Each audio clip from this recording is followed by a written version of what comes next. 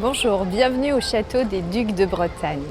Alors aujourd'hui, je vous invite à découvrir le décor sculpté du puits qui se situe dans la cour, à proximité des anciennes cuisines.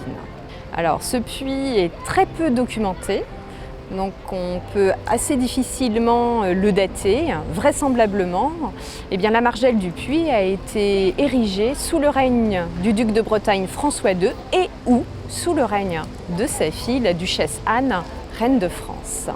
Il est de forme heptagonale, c'est-à-dire à 7 côtés. Profond de 26 mètres, il est surtout très bien surveillé par 7 figures animales assez étranges.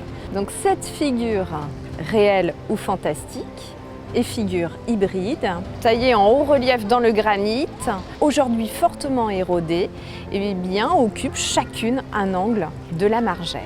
Alors il y a tout d'abord cet animal réel avec une très belle crinière que l'on peut encore découvrir aujourd'hui. Regardez bien ses pattes puissantes, il ouvre la gueule, il semble rugir, c'est un lion.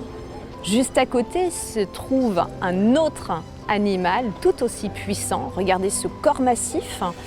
Regardez cette puissante dentition, c'est un sanglier. Le lion et le sanglier symbolisent la force et le courage. Voilà pourquoi ces deux animaux encadrent un blason couronné. D'ailleurs, il y en a 3 au total sur le puits. Ils étaient tous à l'origine polychromes. Alors cette association de lions à côté d'un blason couronné, ça se retrouve au niveau du châtelet d'entrée du château.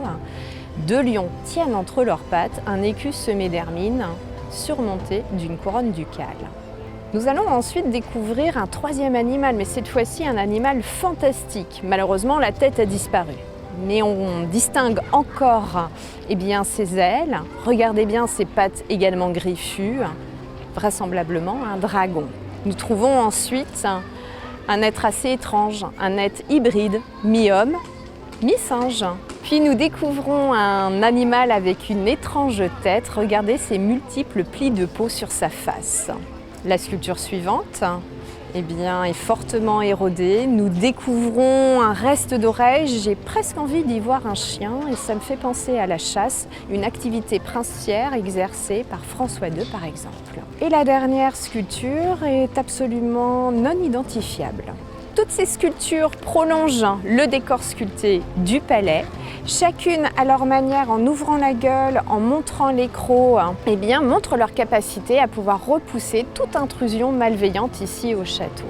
Alors n'ayez rien à craindre, je vous invite à venir les observer d'un peu plus près.